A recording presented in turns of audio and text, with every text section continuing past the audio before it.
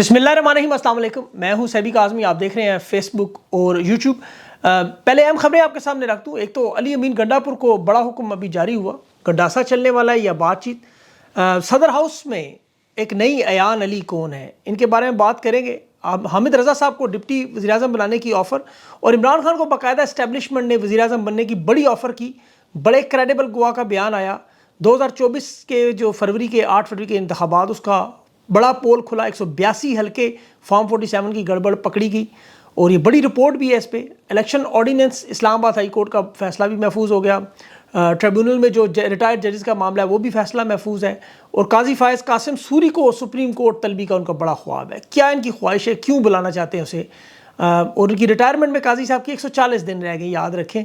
काजी साहब ने chief justice Lahore high court Malik Shahzad को सुप्रीम कोर्ट का जज बनाने का फ़ैसला दिया, बल्कि तीनों जजेस की मंजूरी दी, ताकि अब 150 नशिस्तें तहरीक इंसाफ की जो है वो पंजाब से रोकी जा सकें। अडियाला जेल के बाहर किसका हुक्म चलता है? सुपरिटेंडेंट से आज अदालत में जवाब मांगा गया। अहमद फराद का केस हल होने से पहले ख़त्म क्यों हुआ, ये समझ नहीं आई। तमाम मिसिंग पर्सन का लार्जर बेंच बनाने का उनके केसेस पर ये भी मामला है। शेरज़ल मरवत एक दफ़ा फिर एक्टिव हुए हैं, बयानात का सिलसिला शुरू हुआ। शंदाना गुलजार की एक वीडियो ने बड़ी हलचल मचाई, उसकी हकीकत क्या है। और पाकिस्तान की स्टॉक मार्केट क्रैश कर गई। कराची वालों पर बिजली का एक बड़ा बम भी गिराया जा रहा है। 10 रुपये बिजली महंगी उन्हें। नेपरा का फ्यूल एडजस्टमेंट का नया ड्रामा। IMF की जो नई शराइत है आइंदा बजट में, उसमें 2 खरब का इजाफा, तबाही बर्बादी का एक नया सफ़र। इस दफ़ा सूद की शराइत भी मुख्तलिफ होंगी, क्योंकि 6 अरब पर सूद मुख्तलिफ था, 8 अरब पर सूद मुख्तलिफ है। वज़ीरस्तान महमद और बलोचिस्तान में चमन में हालात बहुत ख़राब।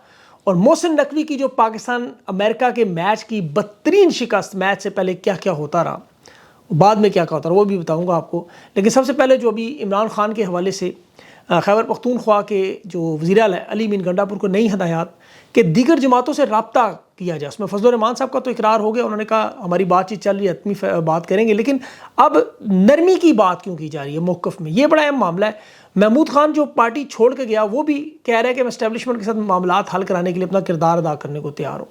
सियासी मौक़िफ़ में ये मामलात में क्यों लचक, की थोड़ी सी तनाव को कम करने की वजह, ये सियासी क़यादत पार्लियामेंट के बाहर भी जो मुख्तलिफ जमातें हैं उनसे भी बातचीत शुरू करी है। सेनेट और कौमी असम्बली में कमेटियों की तश्कील हो रही है। यहाँ पर हालांकि उमर अयूब साहब ने बड़ी अहम बात की कि हम बात तो सिर्फ उनसे करेंगे जिनके पास इख्तियार है, लेकिन सियासी जमातों को इंगेज करने का इमरान खान के ज़हन में क्या चल रहा है, ये बड़ा अहम मामला होगा। अभी पंजाब में शैडो काबीना भी बनाई जा रही है, क्योंकि धांधली के इल्ज़ामात पे वाइट पेपर जारी करने के बाद। लेकिन अब जो इस्टेब्लिशमेंट की तरफ से सबसे बड़ी खबर, बल्कि महमूद अचकज़ई की तरफ से सॉरी जो खबर आई कि इमरान खान को ये ऑफ़र दी गई कि आपको हम वज़ीर आज़म बनाना चाहते हैं, आप तस्लीम करें। इमरान खान नहीं मान रहे। और ये महमूद अचकज़ई ने तो यहाँ तक कहा कि 50% लोग इस्टेब्लिशमेंट में ऐसे हैं जो मौजूदा हालात से खुश नहीं, और ये बड़ा अहम और ख़तरनाक बयान है। देखिए, अभी इसी तरह इमरान रियाज ने भी जो हामिद रज़ा के बारे में बात की कि उन्हें भी डिप्टी प्राइम मिनिस्टर बनाने की ऑफ़र की, उन्होंने रिजेक्ट की। ये कड़ियाँ अगर आप जोड़ें तो ये मामला तय करने की कोशिश ज़रूर की जा रही है। खान को अगर वज़ारत उज़्मा की ऑफ़र की जा रही है और पार्लियामेंट के अंदर आपको पता है ये सारे मामला हल करें, इन्हें ये चीज़ समझ नहीं आ रही कि खान ने 150 नशिस्तें तो कौमी असम्बली की छोड़ी, 2 असम्बलियाँ तोड़ी, 2 वोटों के फ़र्क से वो चाहता तो अदम एतमाद रुकवा सकता था। लेकिन खान का मकसद इक़्तिदार नहीं है, इसीलिए वो जेल में खुश है, उसका ज़मीर मुतमईन है। अब यहाँ जो इस्टेब्लिशमेंट को बात समझ नहीं आ रही वो ये कि इमरान खान आज अगर जेल में मौजूद है तो वो अपनी मर्ज़ी से मौजूद है। इस्टेब्लिशमेंट को समझ आती है लेकिन मानने पर तैयार नहीं। खान जब चाहे जेल से निकल सकता है। अडियाला के ताले की चाबी खान के हाथ में, ये याद रखें। इमरान खान को उसकी मर्ज़ी बगैर जेल में नहीं रखा जा सकता। आज 1 घंटे के अंदर इमरान खान ये फैसला करें तो उनके जेल ख़त्म हो जाएगी, सारे मामलात हल हो जाएंगे, लेकिन वो ये नहीं चाहते। इसीलिए ऑफ़र की गई वज़ारत उज़्मा बराह रास्त। अब इस वक्त देखें जो भी जुल्म सितम आपको खान के ऊपर नज़र आ रहा है, जो सहूलतें जिस पर नून लीग और पूरी हुकूमत इनकी लेट जाया करती थी, नवाज शरीफ डील कर लिया करते थे।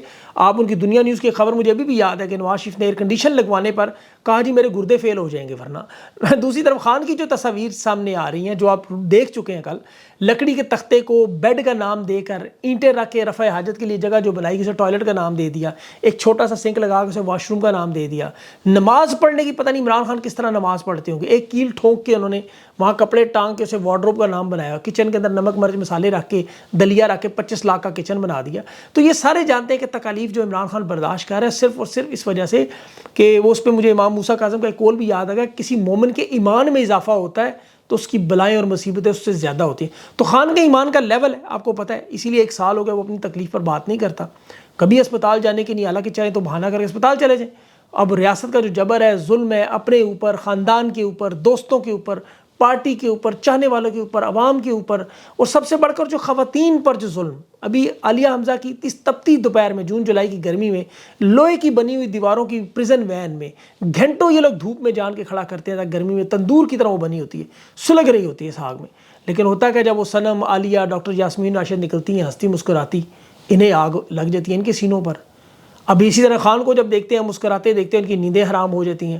پھر یہ جانی واکر اور سوڈے کی بوتلیں، اور ساتھ آپ کو پتہ ہے نیند کی گولیوں کے پھکے مارتے ہیں، مطلب انہیں نیند نہیں آتی. پھر ادھر خان صاحب درود شریف پڑھ کے آرام سے سو جاتے ہیں. تہجد کی نماز خان کی روٹین ہے، پھر فجر کی نماز، اور پھر 11 بجے تک خان سویا رہتا ہے آرام سے، ناشتہ اپنا دلیے کے ساتھ اور ایکسرسائز کتابیں. ابھی ایک اور آپ کو بات بتا دوں کہ عمران خان ایک کتاب بھی لکھنے کی تیاری میں ہے جو جیل سے لکھی جائے گی، اور یہ میرے خیال میں دنیا کی ان کتابوں میں شامل ہوگی.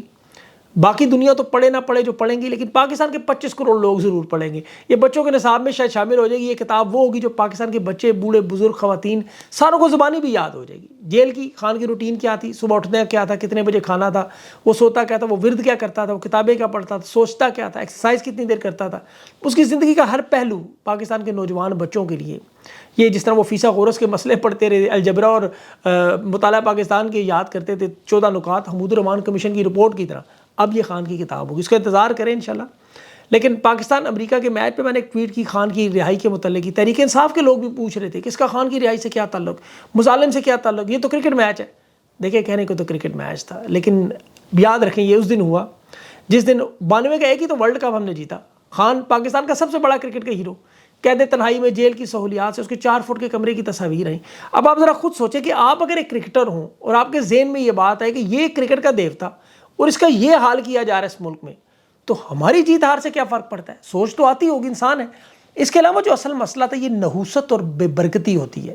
یہ اس لیول پر چھائی ہوئی ہے کہ آپ یقین کریں کوئی شعبہ اٹھا لیں، سیاست اٹھائیں، صحافت اٹھائیں، تجارت، معیشت، دفاع، سلامتی، کوئی ایک شعبہ آپ کو پاکستان نچلے درجوں پہ نظر آ رہا ہے. جس کا انچارج محسن نقوی جیسا بندہ ہو، جس کی وزارت داخلہ کا کام ہی صرف ہے کہ عمران ریاض کو حج سے روکنا، پاکستان کی اندرونی بقا اور سلامتی کے جو حالات وہ سارے کے سارے عمران خان کے اوپر لگا دینا، تحریک انصاف کی توڑ پہ لگا دینا. عمران ریاض کے خلاف یا سوشل میڈیا کے خلاف تو آپ کو پتہ ہے پھر انجام کیا ہوتا ہے، وہ امریکہ جیسا حالات. ہر چیز میں بے برکتی ہوتی ہے، کیونکہ نگران وزیر اعلیٰ سے سینیٹر، پھر وزیر داخلہ، پھر پی سی بی بننے کا یہ چیئرمین بنا نا، اس کی ذمہ داری ہے.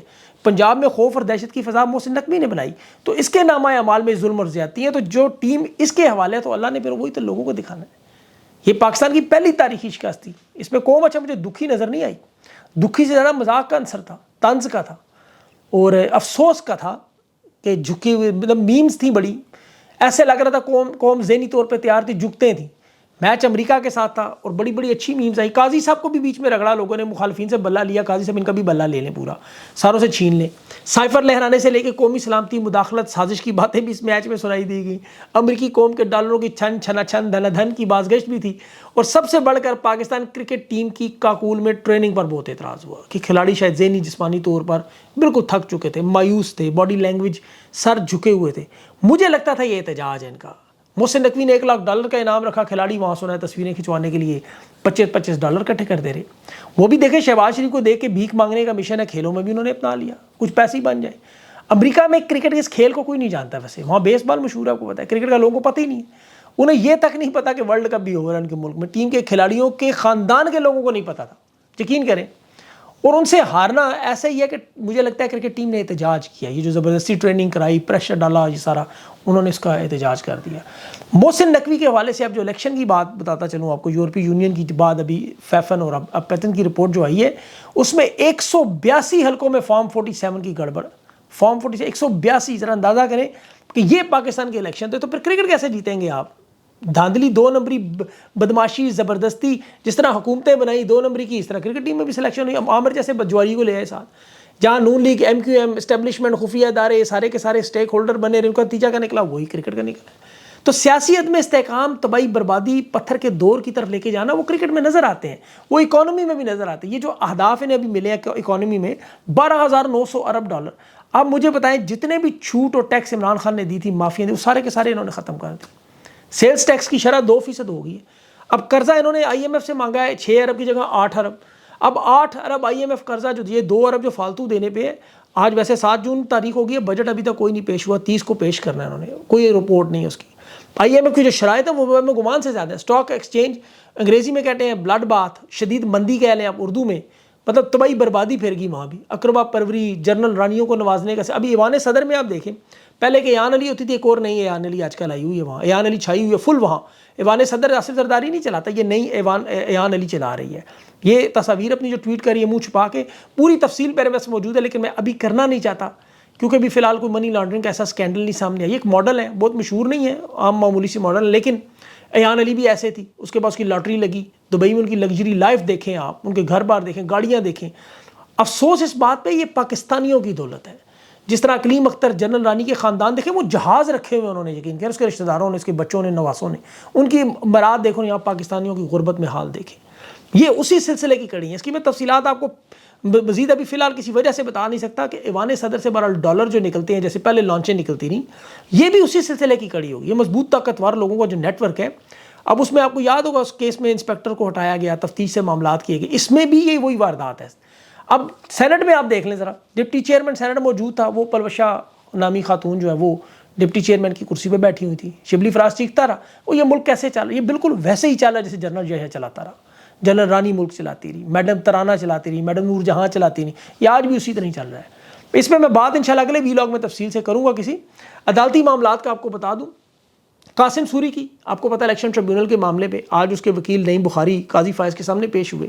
قاسم سوری کو اشتہاری قرار دے کے اس کی طلبی کے اشتہار قاضی صاحب لگوا رہے. ذاتی ضد بنائی ہوئی ہے قاسم سوری کا, اس کا پیچھا نہیں چھوڑنے کو تیار, کیونکہ اس نے, آپ کو یاد ہے وہ جو معاملہ تھا پارلیمنٹ میں, اب سوشل میڈیا پہ کہتا ہے قاضی صاحب, کہتا ہے جی بڑے متحرک ہیں قاسم سوری صاحب, حالانکہ خود کہتا ہے میں سوشل میڈیا دیکھتا نہیں قاضی صاحب. نعیم بخاری کو کہتا ہے آپ دیکھتے ہیں, نعیم بخاری کہتا ہے میں تو ٹی وی بھی نہیں دیکھتا, نہ سوشل میڈیا دیکھتا ہوں. قاضی صاحب فرماتے ہیں آپ تو جوان آدمی ہیں, آپ کو دیکھنا چاہیے, آپ تو ٹویٹر پہ ہونا چاہیے. اب اس کی منافقت کا لیول دیکھیں, ایکس اور ٹویٹر پاکستان میں بند ہے اور سوشل میڈیا دیکھتے نہیں. ان باتوں کا مطلب کیا ہے پھر؟ الیکشن کمیشن بھی آج وہی کام کر رہا ہے جو یہ کر رہے ہیں. اسلام آباد ہائی کورٹ میں ترمیمی آرڈیننس آپ کو پتہ ہے ٹریبیونل کے حوالے سے شعیب شاہین, علی بخاری, عامر مغل کی درخواست ہے. یہ جو NA-47 کی 3 نشستوں کا معاملہ ہے وہ اسلام آباد ہائی کورٹ نے آج محفوظ کیا ہے. فارم 45 پہ الیکشن کمیشن کے نون لیگ کے وکیل اور اسلام آباد کے امیدوار یہ پوری کوشش کریں کہ فارم 45 نہ دکھانا چاہیے, کسی طرح یہ بچا لیں. اس طرح قاضی صاحب وہاں سے چیف جسٹس لاہور کو لے کے سپریم کورٹ, صرف اس وجہ سے کوئی 150 نشستوں کے وہ ٹریبیونل نہ بنا دیں. یہاں انہوں نے چیلنج جو ہوا ہے کیس ان کا اس وقت فارم 45 والا, اس پہ شعیب شاہین, عامر مغل اور علی بخاری ہیں. یہ کیس سیدھا صدام حسن جہانگیری صاحب نے کر دیا, لیکن یہ اس کو آگے جانے نہیں دے رہے. تو اب اس پہ فیصلے محفوظ ہیں, ابھی آج فیصلے پھر اگلے ویلاگ میں بتاؤں گا. احمد فرحات کے کیس میں بھی حامد میر صاحب کے کالم پہ اٹارنی جنرل نے آج اعتراض کیا جی کہ آزاد کشمیر کو فورن ٹیریٹری, تو میں نے کہا ہی نہیں, انہوں نے کالم میں لکھ دیا. اور اس کیس کا احمد فرحات کا کیس تھا وہ اپنی بیچ میں شروع ہو گئی, لیکن اصل معاملہ یہ تھا کہ محسن اختر کیانی صاحب نے احمد فرحات کی بازیابی کی بات کی تھی اس درخواست پہ, لیکن یہ اسے لے کے آپ کو پتہ ہے کشمیر میں سارا معاملہ, احمد فرحات کو ابھی تک رہا کیا نہیں گیا, ان کا معاملہ بھی کلیئر نہیں ہو رہا اس کیس کو. لیکن محسن اختر کیانی صاحب نے فی الحال نپٹا دیا. مجھے یہ سمجھ نہیں آئی کہ کیسے نپٹا دیا انہوں نے. اسی طرح جس طرح ابھی اظہر مشوانی کے بھائیوں کا بھی کیس عدالت میں ہے اور اس میں پولیس کہہ رہی ہے, CTD کہہ رہے ہیں ہمارے پاس نہیں ہے, اور ویسے واقعی حقیقت میں ان کے پاس نہیں ہے. تو پولیس والے جب بھی کسی کو اس طرح گھروں سے اٹھاتے ہیں یا اغوا کرتے ہیں وہ پھر خفیہ ایجنسی لے جاتی ہے, جیسے عمران ریاض کے کیس میں وہ باقی لوگوں کے. تو لاہور ہائی کورٹ میں اگر آج IG پنجاب کو نوکری سے برخواست کرنے کی دھمکی دیں تو یقین کریں IG پنجاب پیر پکڑ کر بھی اگر لانا پڑا تو ان دونوں بھائیوں کو مشوانی کے وہ حاضر کریں گے. عدالت تھوڑی سی ہمت دکھائے, کہہ دیں ایک سیکٹر کمانڈر کو بلا کے ہم کورٹ مارشل کرتے ہیں, آپ دیکھیں وہ سارے کے سارے لوگ بازیاب ہو جائیں گے.